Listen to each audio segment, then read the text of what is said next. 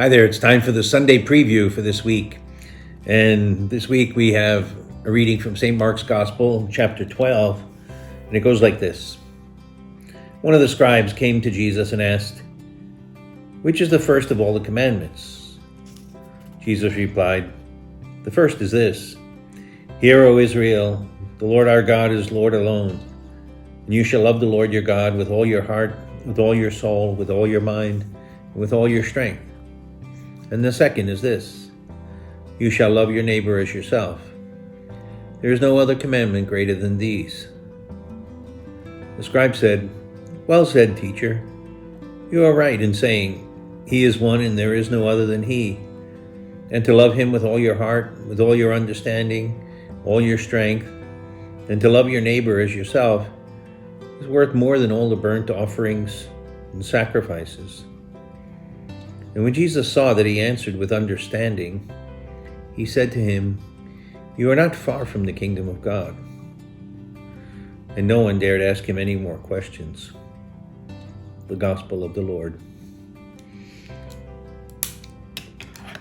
Well, in this passage, you have a very earnest and seemingly very sincere scribe that comes to Jesus, and he's pondering and seems to have a grasp of the real core of the Old Testament, that it wasn't so much about burnt offerings and sacrifices in the temple. It wasn't even so much about all the commandments of Moses, which were so many hundreds of commandments, but it was about these two essential commandments, loving God with all our heart, soul, and strength, and loving the neighbor. And this is taken from the book of Deuteronomy. We read that in the first reading, the first commandment. And the second one was really from the book of Leviticus. And so this scribe has really gotten to the essence of what the Old Testament was all about. And the answer that Jesus gives in the end is, you are not far from the kingdom of God, implying that he's close, but he's not quite there. There's something more. And that something more maybe it'll remind us of the gospel a few weeks ago of the rich young man.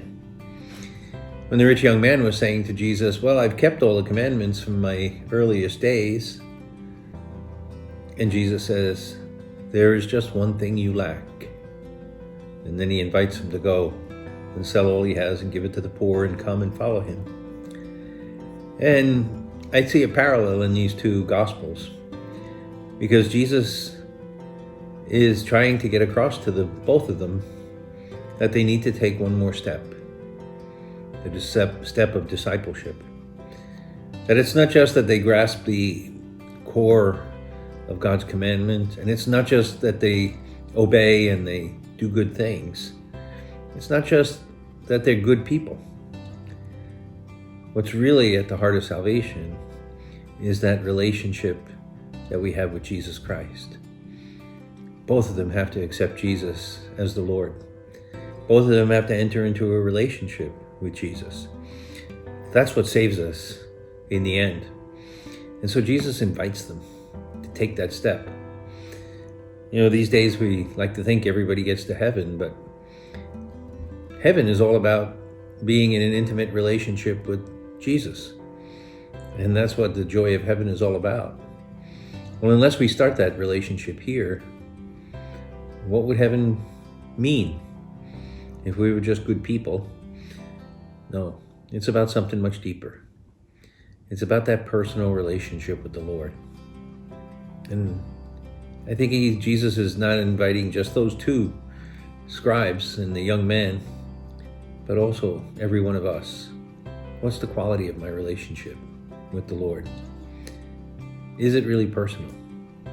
Is it life-changing? That's a question for us all.